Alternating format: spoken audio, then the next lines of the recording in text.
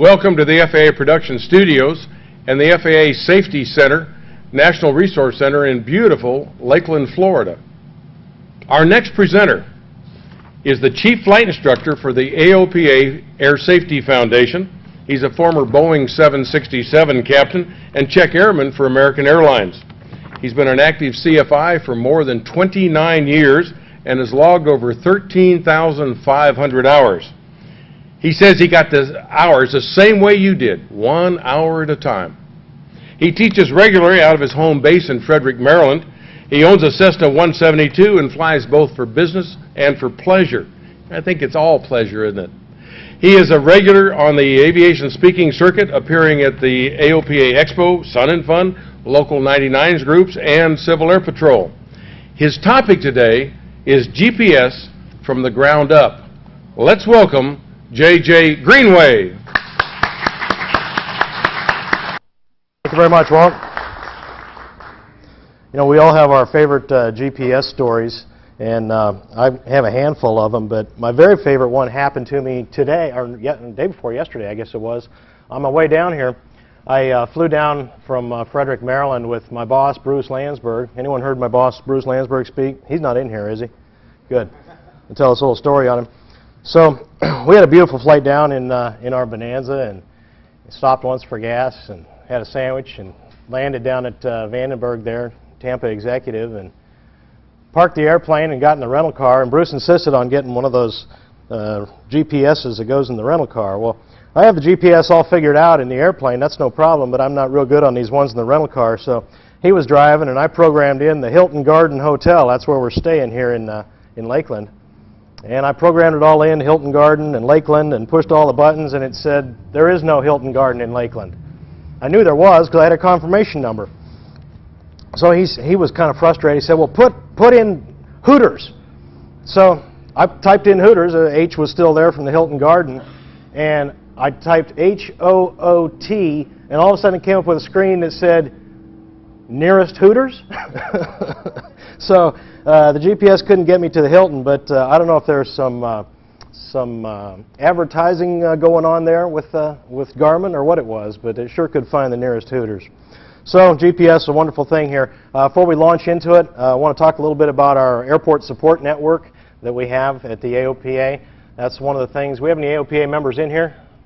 Oh, good, just about everyone. The AOPA tent is over at the other side there. Today's AOPA day, so stop in if you haven't already and see us over there. One of the things we do with your $39 a year is we go out to bat for the support of airports that may be in danger of being closed or restrictions placed on those airports. And we try to have somebody on the ground to be our eyes and ears at AOPA and let us know if there's going to be any encroachment on any airports. So we can get in there and send in a legal team if necessary, or we can get in there and maybe attend a few council meetings or at the state level if we need to. So we have volunteers at just about every public use airport around that are the eyes and ears on the ground for AOPA. Really doesn't involve much, just getting back to us if you hear of anything going on at your local airport. If you're from this local area, these 10 airports here are airports that do not currently have volunteers or possibly may have something coming up against them. So if any of these airports are near and dear to you and you wish to volunteer any of your time to help us out and be our eyes and ears on the ground, stop by our tent and see our folks at the Airport Support Network and see if we can get you signed up for helping out with us. A couple of things in the course here. As far as obtaining wings credit, if you're interested in obtaining wings credit for this course, there will be a sign-up sheet going around. That's one way to do it, and we're sort of in the middle of a transition period with the wings program. So if you want to cover yourself and make sure that you absolutely do get wings credit, you can sign up on the registration card that we have back in the back and leave it back there, and we'll take those back, and you will get credit for the wings program that way. I am so sure that I can get you wings credit for this course that I have my own email address right up there, so you can use me for the approving instructor for the wings course, or use the AOPA ASF address up there too to get your wings credit. There are a few FAAST team representatives here afterwards. If you have any questions on the wings program, I'm certain that they would be happy to answer those. Also, if you participate in your insurance company with any of the accident forgiveness programs, this course qualifies for that as well. A couple items of housekeeping as far as the deliverables, what we have in the course. You'll see this little button on here, the yellow button for VFR content and the blue button for IFR content. Instrument-rated pilots in here, show of hands, usually about half. Good, it's more than half. If you're a VFR-only pilot, some of the IFR content is interesting. Stick with it. Sounds a little complicated at first, but the more we use this GPS technology, the more of it you'll be familiar with. I'm not talking so much about specific units in this, and I'm not a salesman for Garmin. You'll see a lot of Garmin products because that seems to be dominating the market right now. But the Lowrance units and the Honeywell, Bendix King formerly, those are out there as well.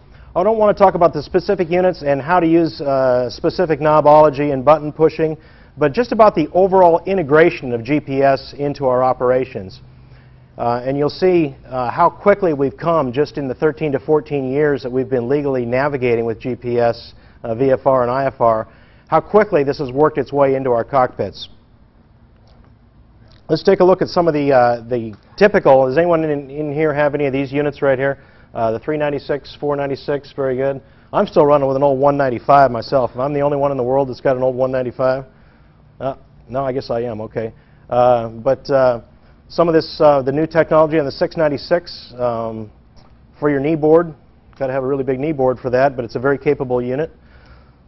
Just some of the common handhelds that are out there. Some of the VFR panel mounts, and we'll talk a little bit more about these later, and these are some of the early generation VFR panel mounts that pretty much fit into the same size radio stack hole as the Navcoms that formerly occupied that space. And then the panel mount, the integrated units, the G1000, the Avidyne, Chelton, some of the newer ones that are the IFR, VFR that really comprise the whole panel, such as we have in some of our newer airplanes. Take a look at some of the things, and when I talk about integrated GPS, weather data link or XM uplink to the GPS units, this really doesn't have anything to do with GPS, but it's being displayed on the same screen as the GPS, and so you're seeing a lot more of that out there. Terrain avoidance. Big offshoot of the American Airlines 757 accident down in approaching Cali, Colombia, down in South America in 1995, Christmas season. A 757, perfectly capable airplane, just when the pilots were a little disoriented, descended into terrain. And it wasn't long after that that a couple of smart heads got together and realized that terrain data could be displayed on the same screen that navigation is displayed. All the data for the world was pretty sufficiently mapped out, for most of the world anyway. So now even some of our most basic handhelds have terrain data available right on the same screen as we're getting our navigation information. Fuel management. And you can see on the screen, I'll point with a cursor, might see it a little bit better, the fuel range rings right here. And that this dotted one, if you can just make that out, would be range with reserves, and the ultimate range, the solid green line all the way around, would be the possible dry tanks range. Unfortunately, in this case, it looks like this aircraft was taken in flight, and it looks like it is going to actually make it to Greenland from Labrador across some very cold water. So that's a good thing. Fuel flow and all those have to be entered in for starting, but all these are displayed on the same screens that the GPS navigation information is displayed as well. Checklists are another thing. On the Avidyne, it's a factory checklist. On some of the Garmins, it's a checklist that you can actually modify yourself for your own use as you're flying. Traffic displays. Now, you notice as we're going up the ladder here, these are, we should put dollar signs by each one of these. We're getting into several dollar signs by the traffic displays, but all these things are capable functions of being displayed on your multi-function GPS display. Of course, multifunction, like the G1000 units, you're having engine information, navigation information, outside air temperature, all sorts of things that we didn't used to have all on one screen are all displayed. And then, of course, on the newer airplanes, and I recently had a chance to fly this, we have the synthetic vision, or the highway in the sky. And if you look right up at the magenta boxes up there, if you haven't had a chance to fly one of these, it looks a lot like the video games that your kids or grandkids are probably more familiar with than we are. Basically, navigate the delta, the triangles, magenta and yellow, up into the boxes, and that is the airway. That's the place where the airplane is supposed to be. Makes flying a lot simpler as long as it all works and as long as we know how to use it. But for all this technology, if we could have the sound, please, upstairs. Let's see if we have sound. Are we still getting lost? No sound yet. The city, which is only 5 miles east of the airport. You can actually be close enough outside the Class Bravo, but he potentially came into the Class Bravo and was just flying around the city. Now, he's already violated the Class Bravo airspace, but he's just flying. We don't know what he's doing. He proceeds to fly to the approach end of the runway and proceeds to cross the first parallel, then cross the second parallel, then proceed on a downwind. Now, what you don't understand is that we're busy. So now every airplane that was on final is no longer on final. You know, everything's breaking loose. We don't know what this guy's doing. He proceeds to go to the city and he tools around a little bit more and he comes back toward the airport. He flies up and down the runway. He called flight service and he says, I'm trying to get this to this particular airport. I'm slightly lost. And he says, well, show me the ground and tell me what you see out there and I can help you. The flight service guy recognized where he was and he said to follow the particular interstate and then turn left. This gentleman had his 11-year-old son with him in there and they had a GPS on board.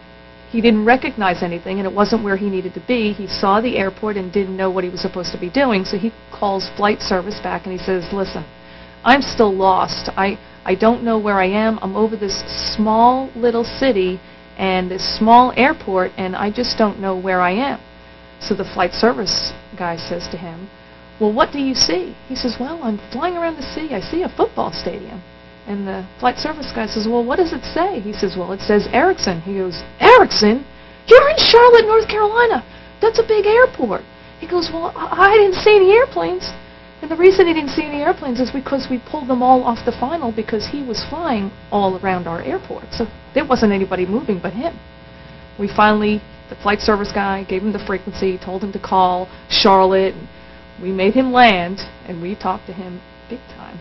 So his son was working the GPS and didn't quite know how to work it. That's how come they got lost. Anne-Marie is somewhat of an exaggerator. I heard that they did a little bit more than talk to him big time. I think there was some certificate action that was taken on this gentleman. The only point is, this thing is all too familiar. We get the stories from controllers that we interviewed for this course. It's all too familiar that when people get lost big time, they have quite a bit of sophisticated equipment on board too much of the time that should keep them from getting lost big time. But this seems to happen all the time. There's pilots that are straying off course, straying into airspace they shouldn't be in, particularly up where we come from in Washington, D.C. We get a lot of that. And to an airplane, virtually every single one of these airplanes that's had gross navigation violations in restricted airspace and prohibited airspace in the D.C. area has GPS on board that's capable of navigating to within a couple of feet. But yet they are navigating off by as many as 3, 4, 5, 10 miles. Some more of the VFR handheld units just going through here, and some of these may look familiar to you. And the capability of these we draw out here. They all have, the new handheld units all have weather capability. And moving on, you see some have traffic capability. More have airport information as well. And then on the far right, the synthetic vision, which we'll look at in a panel mount in just a minute, is also available on some of the VFR handheld units.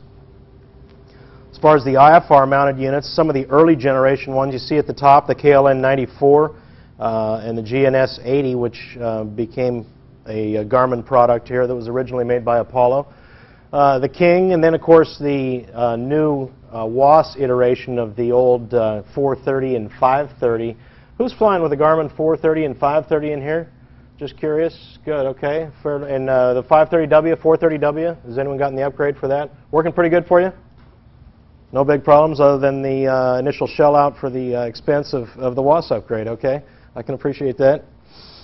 Some of the capabilities of some of the newer panel mount units, of course, they all are WAS except for the original 430 and 530. Traffic information is available on all of them, usually at an extra charge for the subscription. The ability to link in IFR airways as opposed to just putting point-to-point navigation, not available on the 430, 530.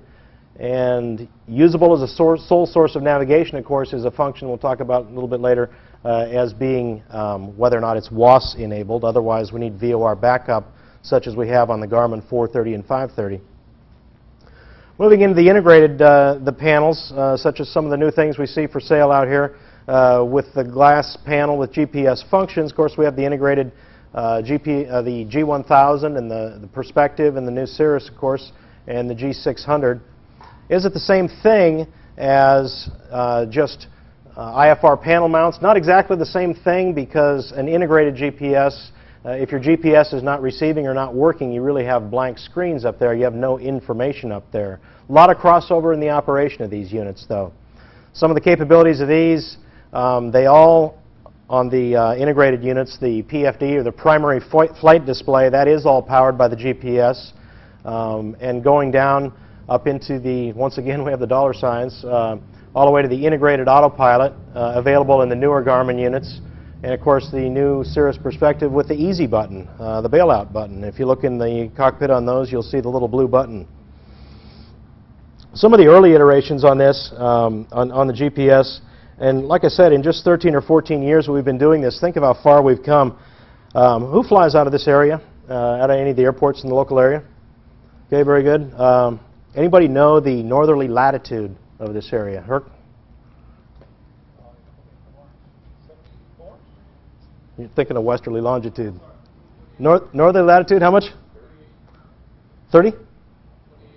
28? 28 or 30? I'll buy that. Why do we know that? It's not something you have to know. It's not on the private pilot knowledge test.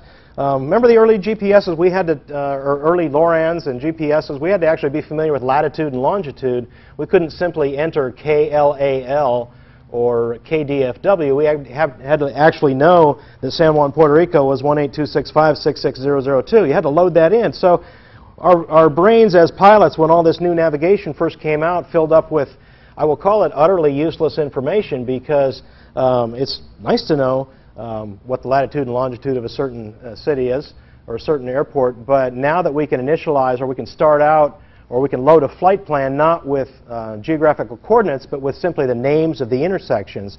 And in the less than 15 years that we've gone from these units displayed here to the units we have now, we've gotten the capability just to enter place names, such as the 430 and the 530. We have a great display of data out there, and a moving map that is the second generation moving map, really easy to read, maybe not real big.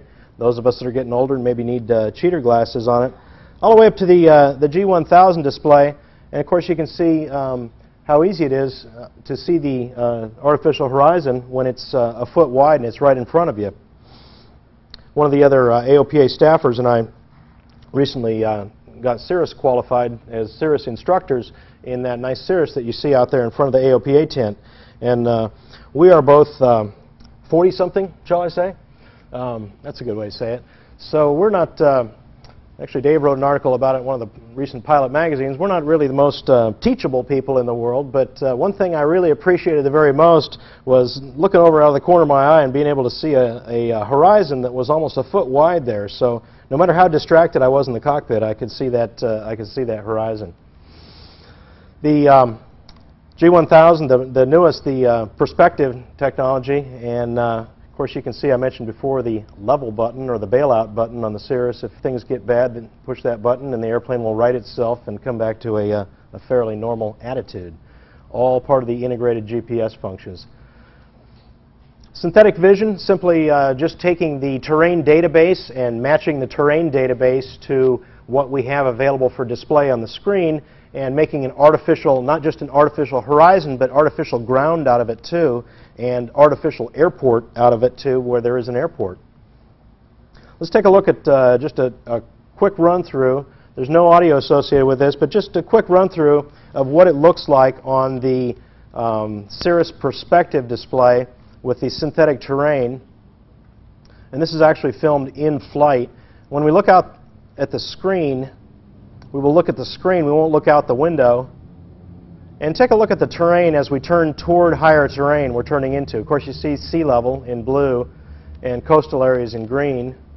And this is headed towards terrain. You see terrain that's a threat is going to turn red. As the threat mitigates and we turn away from it, it becomes a little more benign color. And we're going to clear the terrain, so it's only in amber at that point. And we have a terrain warning flashing right above there, you can see, and stopped flashing. We actually have a pull-up warning flashing there. And this is all just generated from the stored terrain data. Now we're actually headed toward a runway right there in the very center of the picture. Once again, this is all synthetically generated. And as we head toward the runway, it gets bigger just like it would get in real life if we were looking out the window. We almost have enough visual cues to flare looking down. And this has actually been tested by NASA. Not quite perfected yet, but it's working pretty well. I don't know about you, but I'm never that close to the center line. So the synthetic vision is really pretty good. I'm going to ask a few pop quizzes as we go through here, see who's up to snuff on their GPS regulations. When do you need current GPS data? IFR? How about when you get an FAA ramp check? There's a couple of pop quiz questions in here, and the answer to all of them except one is it depends. For this one, I'm going to have to say it depends because current GPS data, IFR, yeah, you should have it. You technically don't need it. If you have en route fixes that you can identify the position on, you're allowed to fly with an expired database. Certainly being employed by the Air Safety Foundation of AOPA, I would never advocate anyone flying with an expired database.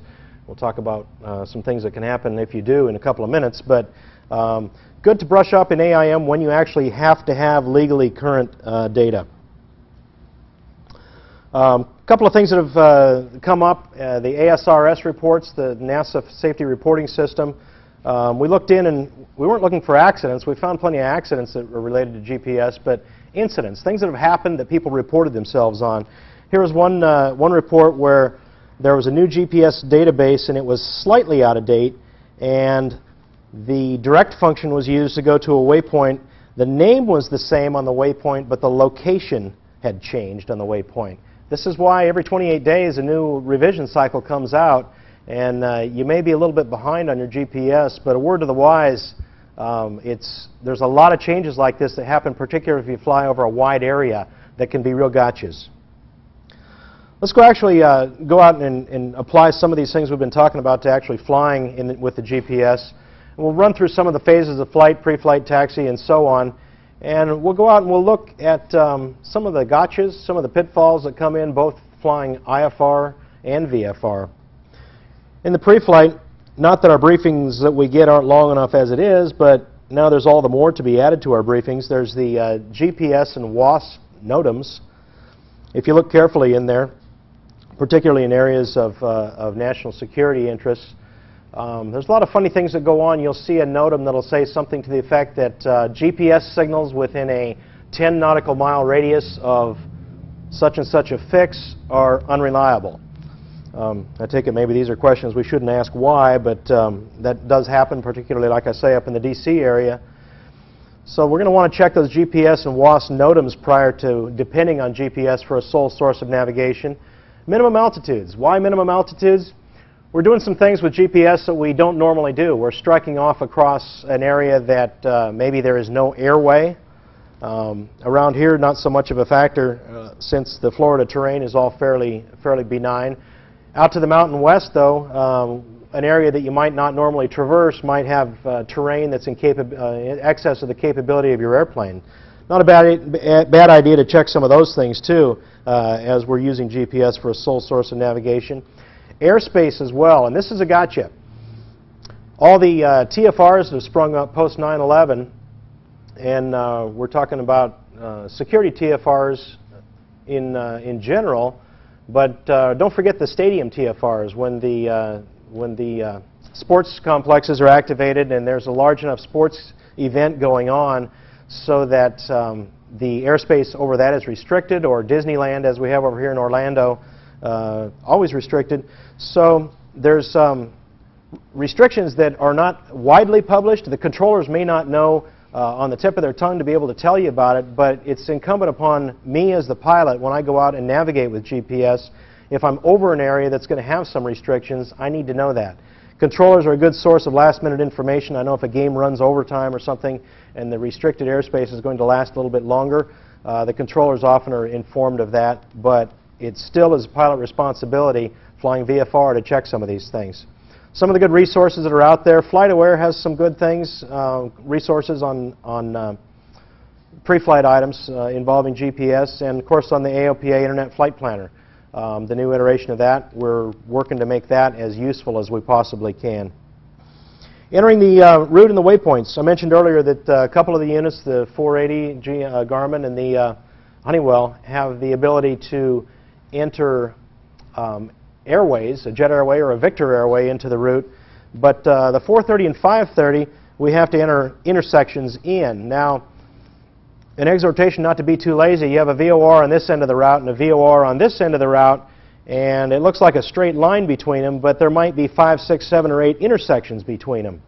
Resist the impulse just to load just those VORs on either end of the route because you don't know the small nuances of that airway. There may be a slight curve in there, a slight bend. We want the most accurate navigation that we can get as we go through this. So we're going to want to make sure that we load as many of those intersections between the two VORs that compose the airway as we can, just to improve the accuracy in navigations. The ICAO identifier. This is a big one. There were a lot of navigation errors that used to occur over the years where the VOR was the same name as the airport. The FAA has tried to get away from naming the VOR the same name as the airport, and there are still some. I know up in our area we have Martinsburg, West Virginia, VOR, MRB, and Martinsburg, West Virginia Airport, KMRB, and they're about 6 miles apart. So if you're navigating to what you think is MRB, the airport, you'll get there and you still have another 6 miles to go. Like I say, there's still a handful of these around in a lot of areas, but the FAA is really working to separate the names of the VOR from the names of the airport. Current data. Like I said, every 28 days there's a data cycle change. If you're not getting current data with the latest, at least find out what changed so there's no surprises. Another ASRS incident that we got wind of that occurred was the pilot actually forgot to enter the K in front of the airport, and sure enough it took him to the VOR of the same name, 3 letters instead of with a K in front of it, and he was rather surprised and got an airspace violation when he entered Cincinnati's Class B airspace. A couple of the flying direct gotchas, like I mentioned earlier, minimum altitudes. IFR, this isn't going to be a problem. The controllers aren't going to clear you for an altitude that's below what's their minimum vectoring altitude if they're maintaining radar contact. However, it just makes us look better as a pilot if we are flying IFR that we do pick an altitude to file that meets the minimum altitudes, not just clearing the terrain, but recall once again the terrain clearance requirements for IFR, 1,000 feet in non-mountainous airspace, 2,000 feet in mountainous airspace. So if we're going to file IFR in a direct routing, that we can actually file an altitude that makes sense to ATC that's going to closely match the altitude that we're assigned in our clearance. And of course, like I mentioned before, airspace restrictions as well as far as filing.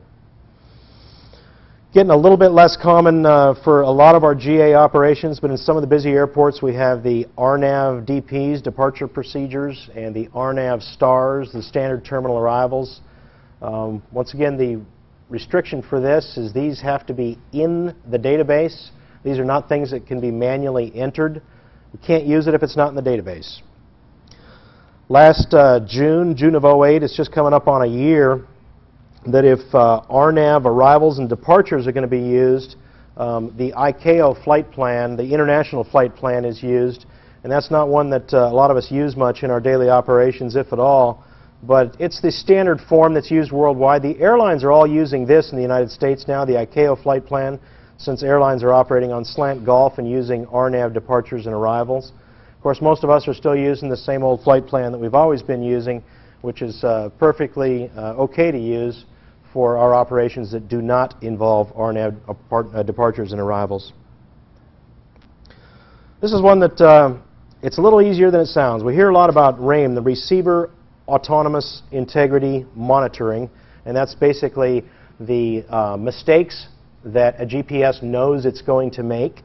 So let's talk about that for a minute. We can check it on the unit itself. And there's two kinds of RAIM. There's RAIM where the unit itself thinks that it's faulty and it's going to give you bad information. And then there's other kind of RAIM problem that develops when the satellite geometry or the satellites are not lined up in order to give you a good signal. The RAIM prediction that your unit will give you for your arrival time, and you enter your arrival time at a particular airport, the prediction, it doesn't know the health of the unit, but it predicts where the satellites are going to be, and it predicts whether or not you're going to have good navigation signal. That's on the non-WAAS units. Now, I know the people that said they had a 430 and a 530W are flying the WAAS units. How many people are flying a WAAS-enabled GPS? Good. We've got a handful that are flying WAAS-enabled. One of the things that you paid extra for with that WAAS-enabled GPS is FD&E, fault detection and exclusion. And fault detection and exclusion, basically your WAAS GPS, it's a good thing since you paid so much for it, it's able to think for itself, and it decides whether or not it is going to be good enough for your arrival time, and then it won't give you navigation signals if it thinks it's going to give you faulty navigation signals. So it's kind of a smart GPS, I guess you could call it. So you don't have to worry so much about pre-planning your RAIM capability. If you have WAAS-enabled GPS, it's going to tell you if you have a problem. No matter what happens, though, we need to know what's going to incur if we, or what's going to ensue if we have a RAIM problem, we don't have good navigation signals. Do you have a plan B? Well, we all have a plexiglass windshield, so that's a pretty good plan B for VFR operations. Hopefully, we have a backup plan. I know most of us have taken the ADFs out of our airplane. Actually, I don't speak for myself. I still have one. But we still have VOR capability in most of our airplanes. Very few people are running around with sole GPS navigation. So we still have that capability as well. So that's some of the things we do in the pre-flight. Taxiing. Really good idea to do as much as we can with the clearance and getting our data loaded into the machine. Try to load things up before we leave the parking area, before we leave the hangar, before we leave the tie-down. Some of these GPS units will store a route in there. Others, you have the capability of entering a route, a repeated route, and storing it in there. But you take a look at the airlines. When you taxi out on an airliner, you're not spending a lot of time in the run-up pad, if there is a run-up pad. Everything's loaded before you leave the gate.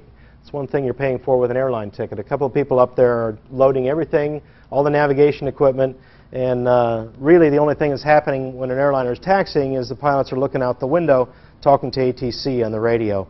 Runway incursions is a real hot issue right now. The FAA has an Office of Runway Safety up in Washington, D.C. at headquarters that is a very good source of FAA employees, let's just say. I spend a lot of time down there, and there is a lot of people in the office, and the FAA is really hot on this, and it's a big issue.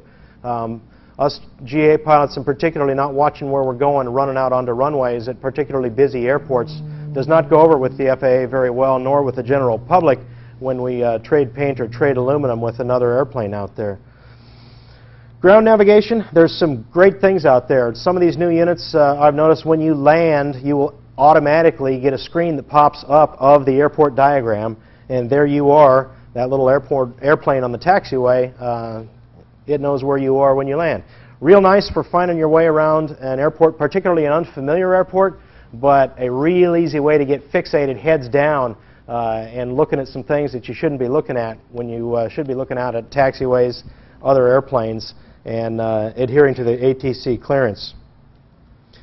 Another ASRS report that came out at a non-towered airport, the Cessna was rolling out on the runway after he landed and sights a Bonanza taxiing out onto the runway.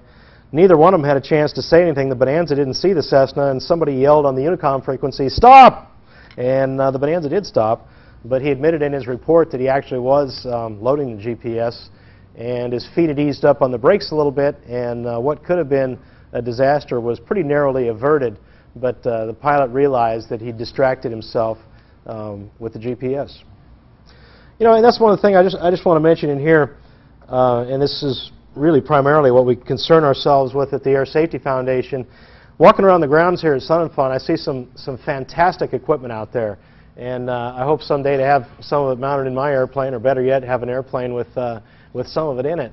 But when you look at the safety record, and we look at these things every day at the Air Safety Foundation, we look at the accidents that come across our desk, and we analyze every single one of them, And of course, as the proliferation of higher capability airplanes is more and more, we're not seeing a reduction in accident rate. So this is really good equipment out there, but us as pilots are not using it to the extent of its capability and to the extent of our ability. Good things out there, but it's not keeping us from getting lost necessarily. So I think we kind of have to grow. I think the technology has probably gotten a little bit ahead of the training. And I will be the first to admit that even though I'm qualified to teach in the Cirrus, there's a lot that I still need to learn about it. It's a very, very capable airplane. And in the period of one generation, airplanes have come from something that you could go from one to another and not necessarily need to know specifics because the avionics were all real similar. But we've gotten airplanes that have become much more type specific, so it's incumbent upon us as the pilot to jump in and learn as much as we need to know to be safe about these things. We all like looking at the moving map. It's probably the easiest thing to look at in the cockpit.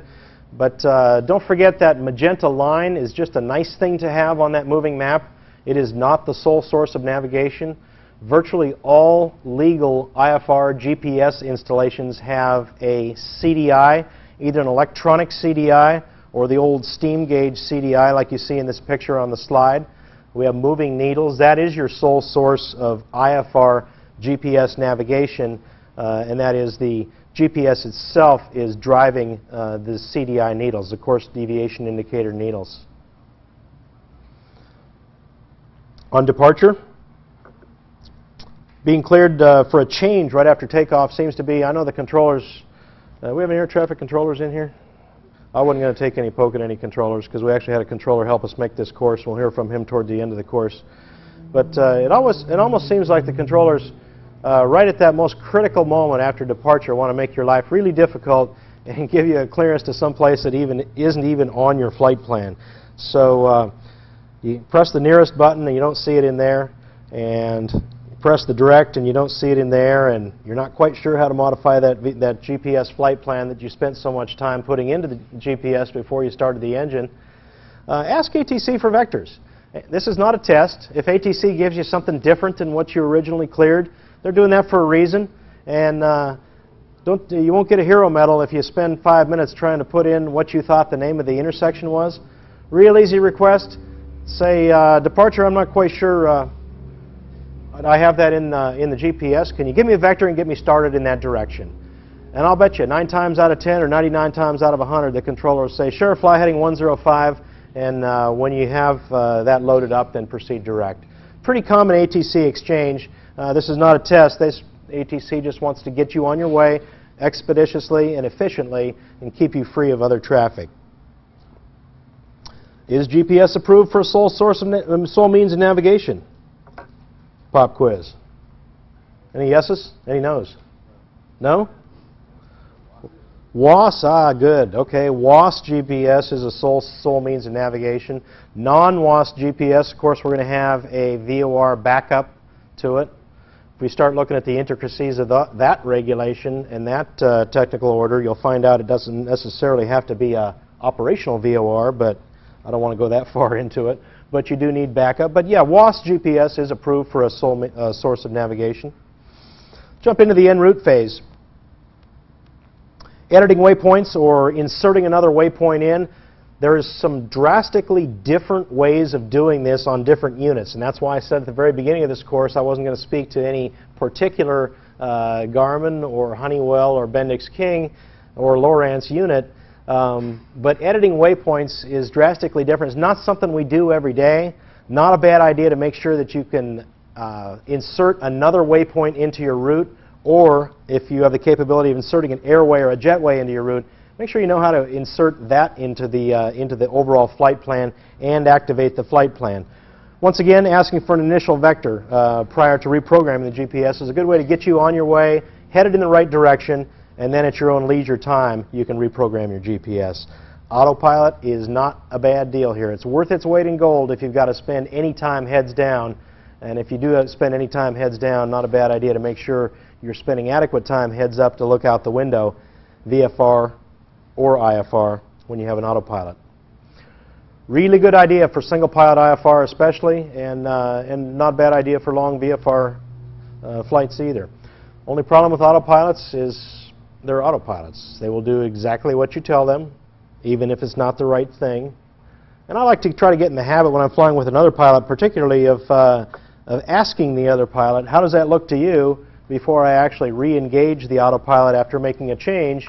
And at least then if something goes wrong, then I have somebody else to share the blame with, right? It's kind of like being married. So take a look at what you've selected, what you've done with the route in the GPS before you actually make something as mechanical as an autopilot set out to fly the route. We're getting these more, actually some of the first ones started in the great state of Florida, headed down south out of Miami. The T routes, the terminal routes, of course those are IFR RNAV routes only. We can't follow those unless we do have WASP GPS. And they're marked on the chart with the blue box, and it's preceded by a T for a terminal route. Just more nomenclature of things that we're seeing on charts now that the GPS is getting a little more prolific. We find them in the flight planning software, of course.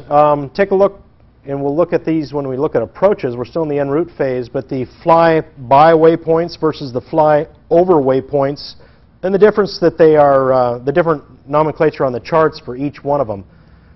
Like I say, we will look to see on the approach charts where these are a little more prevalent going on. Now, I know we've just had tax time, and none of us are in trouble because we all paid our tax bills, and maybe we're all smarting a little bit from that. But I want to tell you that the government does give us some really good things sometimes. So take a look at this. This is what you got in return for your tax bill. Anyone flown out west before? I'm talking Arizona, Utah, Colorado, Washington State, Oregon. There's some big old MEAs out there. Try going westbound out of Denver, and we get MEAs around 14,000. The minimum en route altitude's 16,000. I don't know about you, but my Cessna 172 doesn't go to 16,000. I had it to 14,000 once, and it wasn't very happy. Certainly wouldn't want to go IFR at that altitude. So think of what an MEA, what is an MEA, a minimum en route altitude, composed of? IFR pilots, what's that MEA sitting up there at 14,000 for? I have a VOR here and a VOR here, and I'm going to navigate between those VORs. Why is that MEA so high? Obstructions, and radar I heard. So I heard a VOR in here. VOR reception, that's a good one.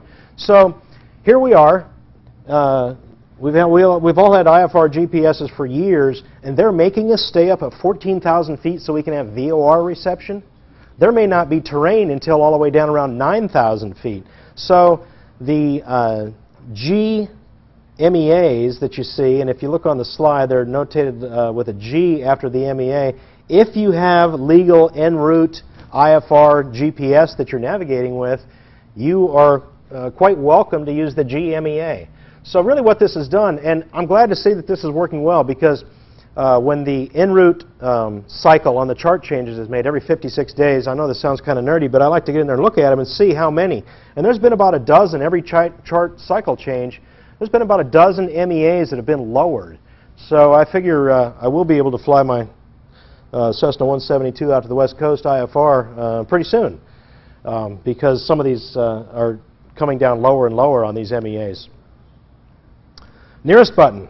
Walk around the ramp on not new airplanes but used airplanes, and you look on the GPS, and that nearest button, there's two buttons that the paint is kind of worn off of: the direct button and the nearest button. It's like that a little bit on my GPS too, I will admit.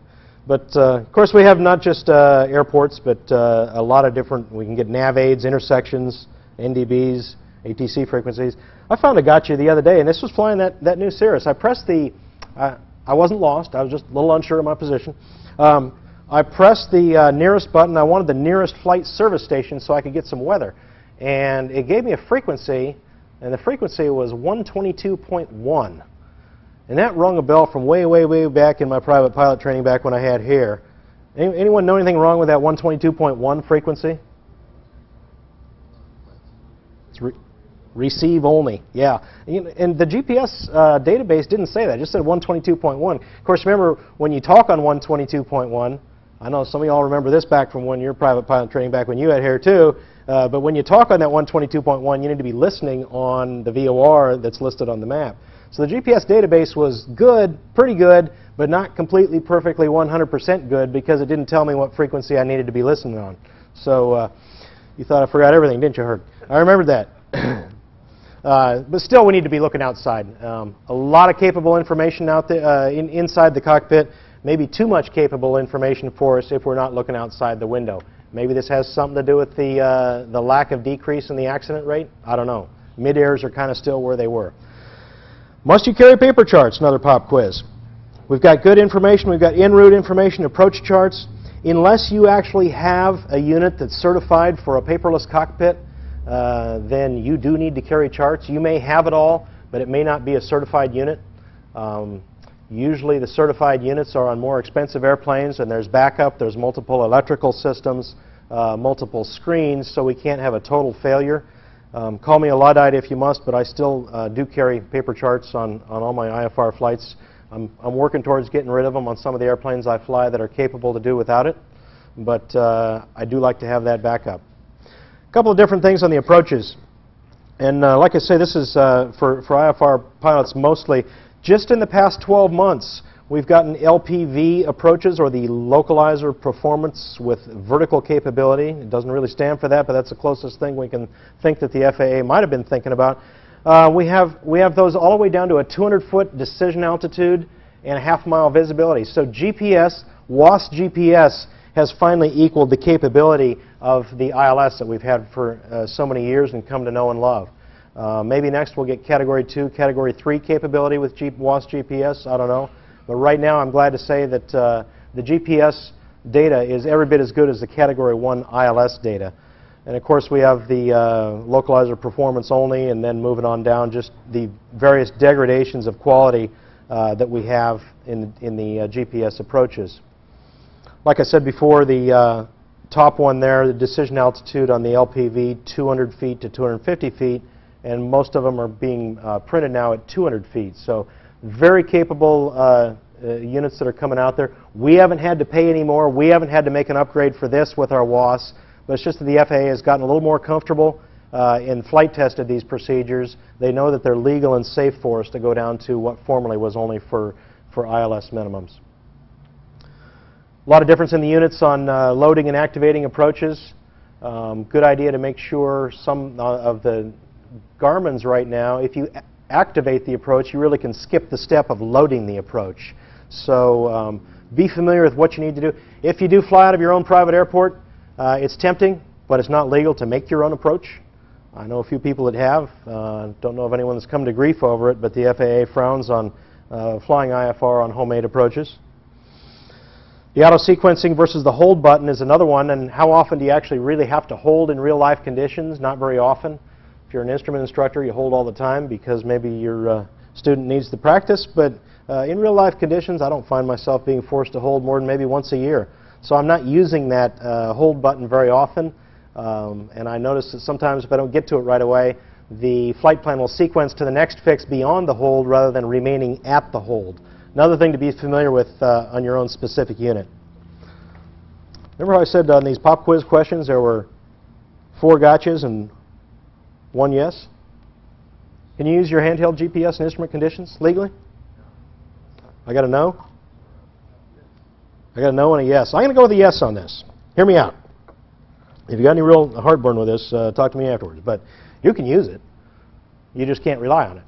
So here's a scenario for you. You take off, and you're taking off out of Lakeland.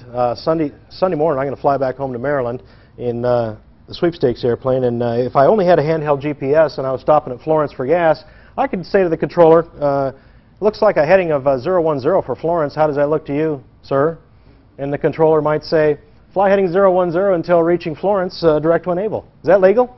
Yeah, I'm not using it for a sole source. I'm on a radar vector. I've just, if there's a lawyer in the crowd, he would tell me I'm leading the witness.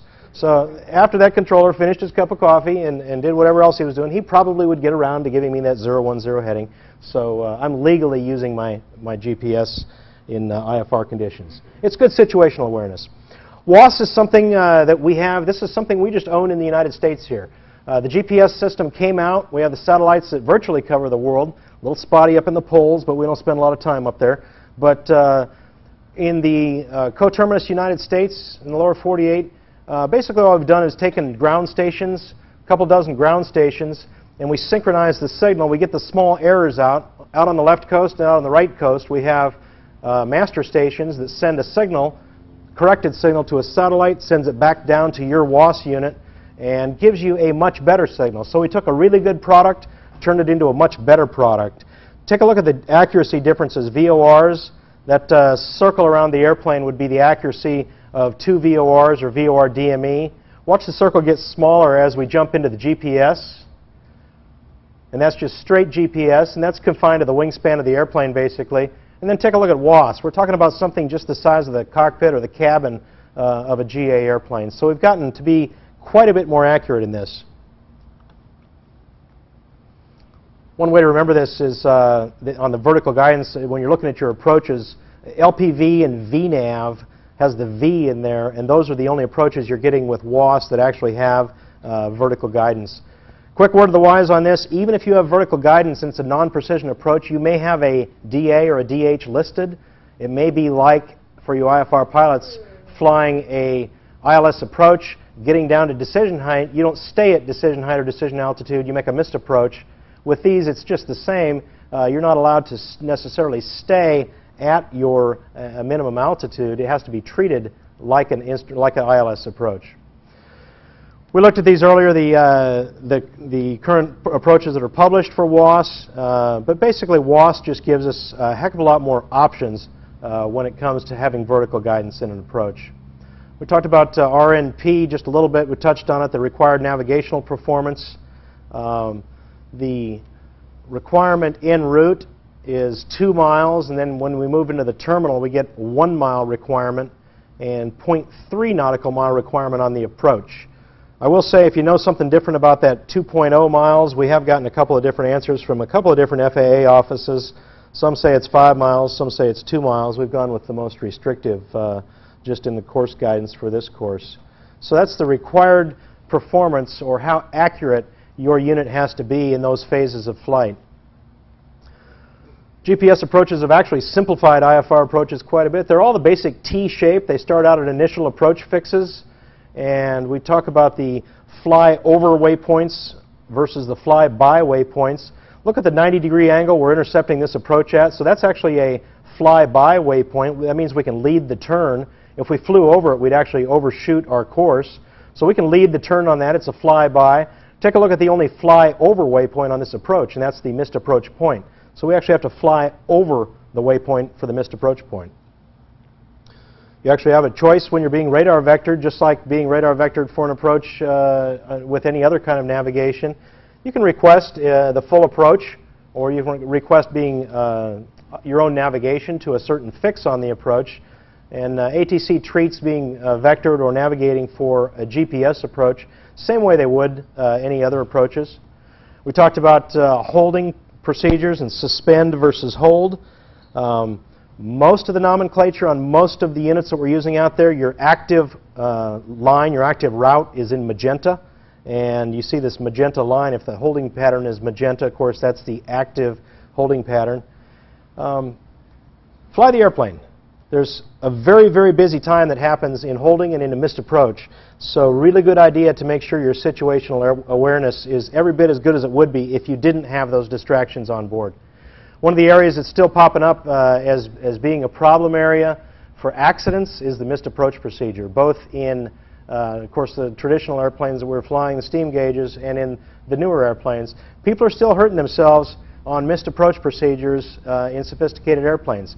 I have a really good idea why. Because a missed approach is a really busy time, number one. Number two, you're doing something with your GPS that you don't normally do with it, trying to make it go rather than land.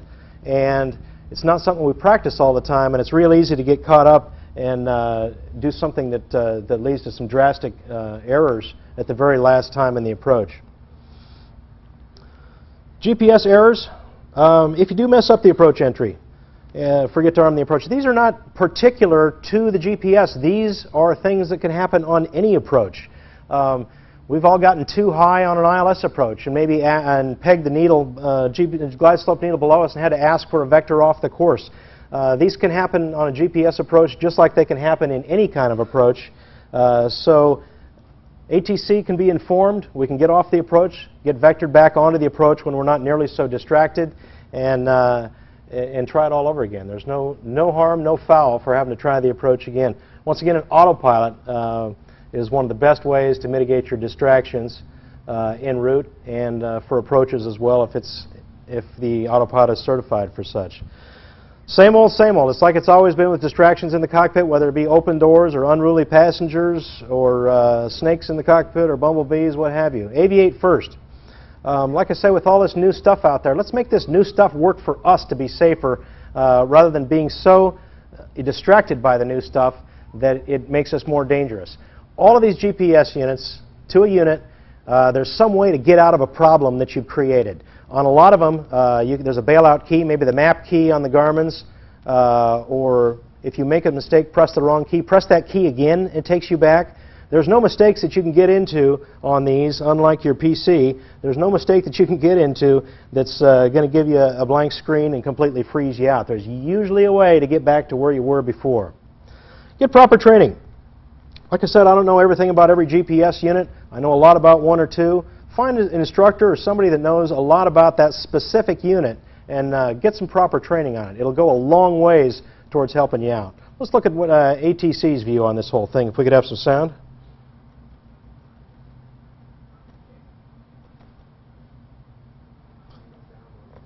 Well, no sound yet. There we go. Hold on. Well, maybe ATC didn't want to weigh in. Yeah, the problems that we've seen with GPS and other technology enhancement in the cockpit result in, from my perspective as a controller, a lot of heads down time. You're flying the box rather than looking outside, scanning for traffic, scanning for weather, scanning for terrain. And the best advice I could give is be familiar with those gadgets, be familiar with that technology. There's a lot of simulators available online and otherwise before you jump in the airplane and try to figure out in the air. Or take a safety pilot with you. Or you want to fly the box, they can look out for planes and weather and terrain. And if you're going to file like with the GPS, slant golf in your flight plan, be prepared to use that equipment to the fullest extent possible. Rather than just a direct to function, know how to load a flight plan, know how to load a holding procedure, know how to navigate to a lap long or a fixed distant radio that the controller might give you. Because we're going to expect that the pilot can utilize that box to the fullest extent possible. That's ATC's take on the whole thing. And really, it's like I was saying before, don't let the technology overcome what you already know as a professional pilot, as a highly trained pilot, and as a safe pilot. Use this technology out there. Use it for what it was designed for. Keep ourselves safe. Keep the dirty side down, the shiny side up, the pointy end forward. And always have a plan that if something changes with this GPS signal that you're getting, that you know exactly what to do, just like you always have, and fly the airplane most of all. Thank you very much for coming.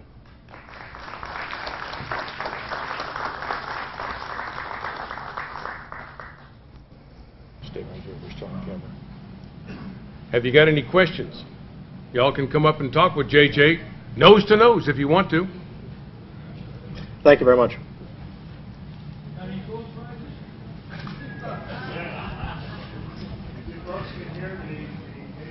JJ, if you just leave that computer right here, we'll raffle it off later. That'd be great. Could somebody turn me